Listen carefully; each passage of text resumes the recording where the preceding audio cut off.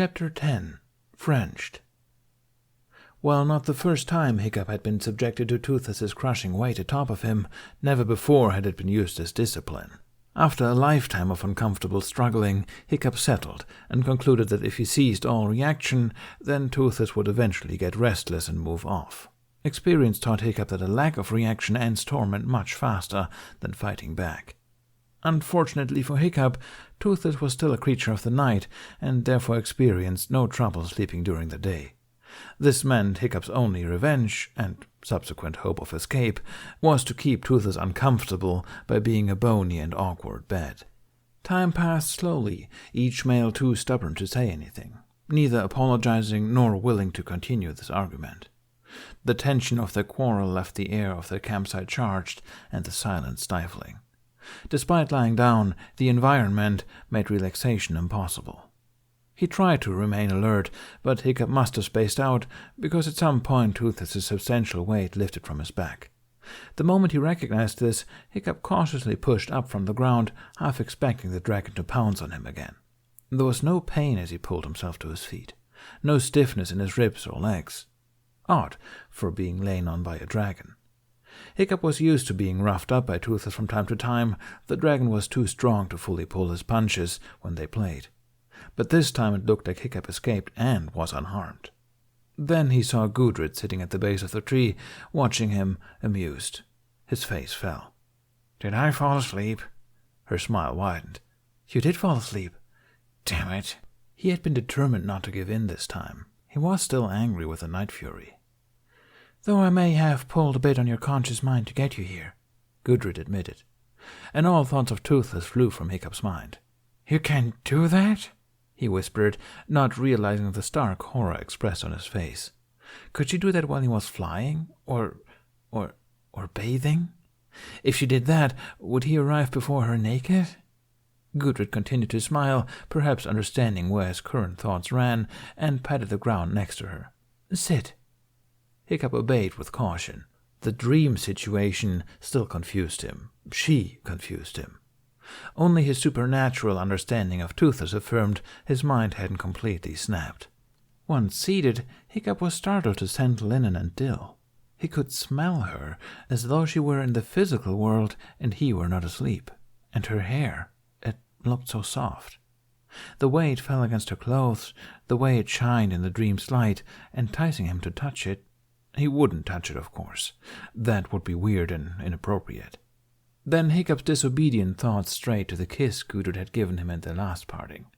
And now here he sat, in close proximity to the young woman, suddenly unable to keep his eyes from straying towards her mouth, the pink lips he remembered as subtle and inviting and warm, lips that parted and moved. "Worried about Toothless?" Yes. Hiccup floundered, darting his eyes up and away from her face in general. He coughed. "Very concerned." What was wrong with him? "He's mad," Gudrid stated, and she seemed determined to keep the topic serious. Hiccup regained his composure at the sobering reminder. "Yeah," he concurred. "He is." Though he had been quite mad himself. At Toothless, at the things he said and the way he reacted, at his own guilt, despite not wanting to feel it. Gudrid stroked the end of her braid and watched him in her unnerving way. "You saw how the wyverns reacted to you," she reminded him. "And Toothless warned you about trying to make friends with beasts you do not understand. Yet you did the same thing again. Why?" Hiccup shrugged, eyes trained on the clean stitching of his new shoes. He felt the heat of her stare against the side of his face and decided to answer. "Well, it wasn't a wyvern," he defended. I had to try, I guess. I mean, I can't just treat every creature the same, and I can't expect they'll all act the same." Not once during his brief stint as the dragon trainee prodigy did Hiccup stride into the training arena with confidence. He always feared the dragon wind wouldn't work on anything other than a Night Fury, or that Nadders had a different pressure point than other dragons since their heads were so much bigger in proportion to their bodies. Every time, every day, he put himself out on a limb, with witnesses to spare and hope for the best. It was how he always performed experiments. No one beside himself really cared if he came out unscathed or not, with the possible exception of Gobber and Stoic. But they reacted to his misfortune in more of a it's good for you sort of way. Right, Gudrid said after a brief silence. Perhaps she allowed it so he could collect his thoughts, or so she could review them herself. You did as you felt you had to do, and you felt you had to give the sea serpent a chance. Her agreement to his reasoning should have made him feel better. It didn't. But Toothless, he's never been that mad at me before, Hiccup said. He rubbed his arm, suddenly chilled. Not even with the wyverns. I guess I got leniency that time for being ignorant. His eyes strained back to his shoes. Now that the heat of the moment had passed and his indignation subdued, his previously self-righteous standpoint felt surprisingly hollow. With eyes still averted, he continued in a softer voice. He probably expected me to learn my lesson that time, and when I didn't, I could feel his disappointment. Hiccup had to consciously keep himself from curling inward as he placed Toothless's reaction. He should have recognized the expression when he saw it, having seen it almost all of his life. Perhaps he was too used to it only on human faces, namely his father's. And now he had given the one person who had always believed in him a reason to doubt him. No matter how far he flew, how high he climbed the skies, he would never escape Hiccup the Useless. It's who he was. Changing his name and clothes and location couldn't change that. He was scared, Gudrid said before Hiccup could work himself into a depression. He was scared, Gudrid stressed. His instincts were aligned with his emotions, and it may have amplified his reaction to seeing you face off with a sea serpent. Hiccup shook his head and rubbed the heel of his palm into his temple. I don't understand. Sea serpents and dragons are natural rivals, Gudrid explained gently. She perceived that Hiccup's own emotional distress had left him less inclined to work things out in his mind. One rules the sky and the other the sea. It has been this way since the beginning of time for them, long before man walked Midgard. They have an aversion to one another that is ingrained in their instincts. Hiccup furrowed his brow and asked, That's just the way it is? They hate each other because it's natural? No other reason like revenge or defense or... The Verderer shook her head. No reason that would arouse human wars, at any rate. Though it may have something to do with the all-eel diet sea serpents tend to have, Gudrid said with a slight grin. Hiccup had to smile as well, his spirits slightly lifted. Yeah, what is up with that? Eels secrete a toxin in their pores. Its smell is noxious to dragons. Hiccup wondered if Gudrid knew everything, if he had two sources of untapped, amazing knowledge. He thought back to all the times Toothless encountered Eel, the way he would jerk back, nose twitching, followed by sharp head shakes and a hasty retreat. He reacted much in the same way Hiccup would if he were confronted with the smell of a rotting corpse. Just the smell? Hiccup asked to clarify. Just the smell, Gudrid reaffirmed. Interesting. That was going in the journal, which was getting pretty full now that he thought about it. So Toothless found his enemy with me and what? Was it a jealousy issue? He would have been far more angry and less scared if that were the case, don't you think? Gudrid replied, and Hiccup found he was inclined to agree. Toothless could be possessive and overprotective, but he wouldn't have a fit over something as trivial as jealousy. That sea serpent found a human who smelled like a night fury, and was, well, boggled, Gudrid said with a shrug. It showed an interest in you, enough to follow you across the English Channel, and to Toothless that translated as an interest in killing a human who smelled like a dragon. Hiccup sighed and knocked his head back against the tree trunk. So it probably would have killed me. Toothless was right, of course. Toothless is not right about everything, Gudrid remarked. You are human. Would you consider yourself an expert on every human's reaction? I could guess pretty accurately, Hiccup said, thinking of how any human with a blade would react to Toothless. For the sake of the dragon's safety, Hiccup had to assume every human would treat Toothless as a Viking would. More and more, he began to understand Toothless's actions so far. So, what's this all about? Hiccup finally asked. He gestured to the replica setting of where his actual body lay. It's not just to tell me about sea serpents, is it? Do I get another bond perk? The bond of loggerheads, maybe? Gudrid looked like she would very much like to smack him upside the head. Hiccup thought she might not be one for sarcasm. Instead, Gudrid sat straighter and crossed her hands in her lap primly. "You are at a point in your journey where the decisions you make will have a greater and greater impact on your destiny," she answered. "I thought that's the case for every decision in everyone's destiny," Hiccup was quick to point out. Gudrid nodded. "True, but your destiny is going to affect far more than most. I'm going to help you direct you to the right choices, but direct only, and with very little influence. You, Hiccup, already know the right decisions. You make them every day without realizing." "I'm in complete disagreement with you there," Hiccup said, and he refused to be cowed by the hard look she responded with. He made one bad decision after another, and he would be the first to attest to it. "You felt that you could trust a sea serpent not to kill you," Gudrid said, her eyes brightening, her voice impassioned with belief. "You had never met one before. It scared you, but you felt you could communicate with it as a sentient being.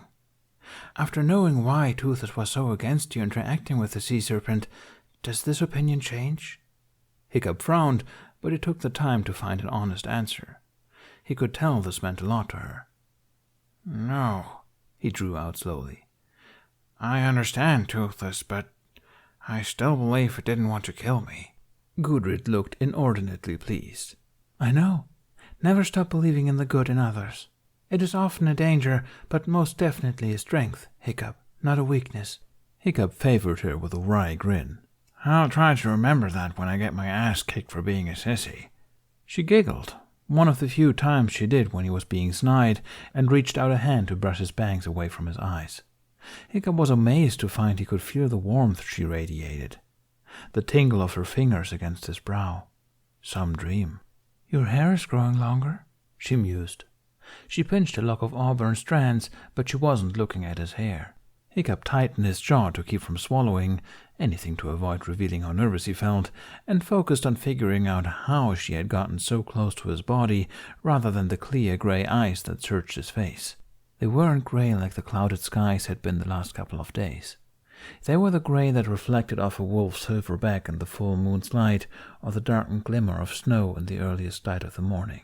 He felt her hand move from his hair to his ear, to his neck, and back up to his cheek. She turned it so her knuckles now brushed against the rough skin, shaved from cold and wind and sparse hair. Gudrid sighed, somehow looking enamored and forlorn all at once. "I feel you'll ruin me for all other men." Hiccup fought the impulse to spring back, just barely keeping in contact as he gasped, "What?" The Werther smiled that same worldly smile she often wore for him. "I think you will find that, more often than not, taking the plunge will bring you to treasure. Keep your thoughts crazy." Hiccup shook his head, though barely, for he didn't want to dislodge her hand. Was she going to kiss him again, or was she just going to touch his face? How sad was it that the farthest he'd gone with the girl was in his mind. "Why are you so cryptic?" he mumbled. "Is it a warden thing?" Gudrid giggled. "It's a woman thing." Hiccup jerked at the sound of metal clanging against metal. It grated on his ears, helping bring to attention how annoyed he felt being awake, alone, and somehow left hanging. Then he remembered that Toothless didn't make metal-on-metal noises. He pushed himself to his knees and wearily adjusted his gaze to his surroundings. Apparently, Toothless had the ability to shapeshift into a dozen dispassionate-looking Frenchmen, complete with ridiculously bright yellow and red tunics. Hiccup fought the urge to squint, chainmail head coverings, and lots of sharp, pointy weapons ripe for impaling. That or Toothless was nearby, stooped silently in a tree and looking for an excuse to bounce some pompous Flemish butts against tree trunks. Wow, Hiccup was actually surrounded by pompous Flemish butts. Hiccup banged on the ladder. Despite feeling more exposed and vulnerable than he had in a long time, the former Viking sent silent thanks to the gods for Toothless respecting his wishes of keeping a low profile. One of the men stepped forward. His tunic was adorned with intricately detailed borders, the cross-like crest upon his chest more elaborate than the rest of the group's. He was clearly the richest, the leader, or both. "Debout! Debout!" he barked, jerking his drawn sword upwards. "Une certitude de vue donner des ordres à la gargoyle." Hiccup quickly scrambled to his feet, discreetly pressing his forearm to his side in the process to make sure he was still armed with his dagger. Not that it would do him much good in such a scenario. He faltered, mind racing. He knew French, though his late grandfather, Old Wrinkly, had taught it to him, and he hadn't spoken it fluently since the man's death, nearly a decade ago. Hiccup tried to decipher the words. Get up? Well, he did that. He was seen, heard, something about a thing, heard with a thing. The colorful man heaved a loud sigh. Why are you in my country if you do not... No matter, English it is, of course, he said in English, his face unchanged. We are here on the tip that you were seen conversing with the gargoyle. Hiccup exhaled through his nose. The English would be just as hard. The water monster? He struggled. Perhaps gargoyle was the French word for sea serpent? His grandfather hadn't taught him that one. The man, along with several others who probably understood English, exchanged looks. Hiccup found their faces all remarkably similar, and with their hair covered by strange hoods, it would be hard to tell them apart if they started moving around. With the exception of the rich leader and his fancy cross. Ugh, not your first language, is it, boy? The leader asked, again in English. If understanding English was hard when the English spoke it, it was harder when someone with a completely different accent spoke up. Hiccup squinted through the harsh R's and throaty noises. Norse? The man rolled his eyes, exaggerating the gesture to convey his exasperation with having to deal with Hiccup at all. Figures. I should have known by the shoes. Hiccup blinked rapidly. You, speak? The Frenchman looked as though Hiccup had greatly insulted his intelligence. Of course I speak, you little fool. My greatest nemesis speaks this language, and if there's one thing I pride myself on, it is knowing the enemy. Hiccup swallowed at the intensity in which this man seemed to say anything. Okay. I am Arnulf de Flanders. Perhaps you have heard of me? Arnulf paused. Hiccup got the impression he was posing. The Count of Flanders? Arnulf the Great? Hiccup's face remained blank. Arnulf tried not to look too put out. Ugh, well, you are one of the savages, so I can understand your ignorance, he dismissed. Hiccup maintained his silence, though he felt the stirrings of irritation cross his face.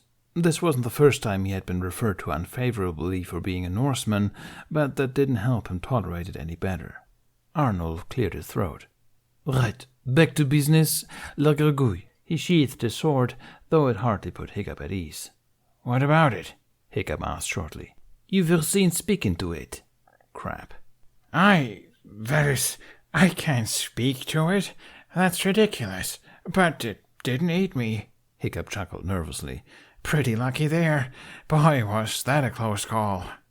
Perceiving no facial response from any other man in the group, Hiccup came to the conclusion that only Arnulf spoke Norse. The Count's eyes narrowed. Do not lie to me, boy, Arnulf snapped. His outburst in aggression spurred his men to shift their hands towards the weapons. The beast lets none live. Now I know you spoke to it, bewitched it. No. Hiccup was quick to deny. No, really. Are you a sorcerer? No. Any other worldly sway over the sea and its mysteries? No. Surely you are not a god. What? No. Hiccup's annoyance with the man morphed into panic as the pressure mounted. Even after his talk with Gudrid, he couldn't keep silent the disparaging thought that, when stripped of his dragon bodyguard, he was still Hiccup the Useless. He couldn't handle the situation. Arnulf continued to look at Hiccup like one would look at an annoying obstacle to a very much anticipated goal. Why don't I tell you a story, little boy? Arnulf sneered, and Hiccup realized not even Astrid could perfect the expression as well as the Count had. One about a very sought-after treasure. It was brought to these seas many, many years ago by a very well-traveled pirate, and then snatched from him by the maw of the beast. It took this treasure to its lair, a magical place unreachable by humans, and still sits there to this day, protected by location and guarded by la gargouille. He fixed his eyes on Hiccup. They were dark, lighted only by greed. Hiccup shifted under the intensity and tried to bring himself some comfort by guessing at the direction Toothless hid in. Okay, well, thanks for that story. It was a good one. He took a tiny step back. and then another. One of the best. Maybe he could make a break for the woods. Arnold's sword was out in a flash and thrust forward just inches from Hiccup's Adam's apple. Hiccup stilled, both out of self-preservation and to listen for the sound of Toothless bounding through the trees. "You will get me that artifact," Arnold commanded. As much as Hiccup hated the situation of having a weapon at his neck, he hated being bullied more. "How?" he growled with an attitude he never thought he could muster in such a situation. "Convince the beast to relinquish it," Arnold countered. "Use your powers of I have no powers," Hiccup roared, slapping the sword from his throat with the back of his wrist. Arnold responded with a quick step forward and a strong backhand. Hiccup staggered from the blow, but managed to keep his footing. "Stay, Toothless, stay," he thought desperately. His cheek stung. It would probably bruise, and Hiccup suddenly felt a new contempt for the French. Still, he didn't want to blow his cover just yet. He could get out of this without starting rumors across the land of a dragon boy. He had to. Otherwise his dearly coveted freedom would be severely hindered. Hiccup waited for the disaster of Toothless bursting through the trees. He waited for what felt like an eternity, but by the time Arnulf lowered his hand, Hiccup knew that Toothless understood the silent message. Hiccup straightened, refusing to touch his face or show any such weakness. He scowled at the taller man. "Give me till tomorrow," he bit out. The scathing he felt on his tongue helped keep his mind from his hammering heart. He didn't want anyone to know of his tension. His priority was getting the French away. He needed to talk to Toothless. Arnulf did not look joyous at the small victory. He seemed the type of man who wasn't asked to wait very often. "And tomorrow you will have my treasure?" Tomorrow he'd be halfway to Germany on the back of a dragon. "Yes," Hiccup answered shortly. Arnulf shouted something in French over his shoulder, again too fast and accented for Hiccup to pick up, and snapped his fingers. A couple of men jumped at the queue and moved to grab Hiccup's pack. The pack that had his notebook, his clothes, his harness. Arnulf smiled at Hiccup's ill-concealed distress. "Just to ensure that you do not think of running off," the Count explained. "Allons, si." The men began the unified march back to wherever they came from. Several cast Hiccup looks as they passed, all ranging from interest to disdain, before they disappeared into the trees. Hiccup kept his feet rooted to the spot as his belongings were carted off towards the dirt road he knew to be several fathom away. He'd get it back, eventually. Knowing this didn't stop him from feeling numb at the encounter. Numb and cold and powerless and useless.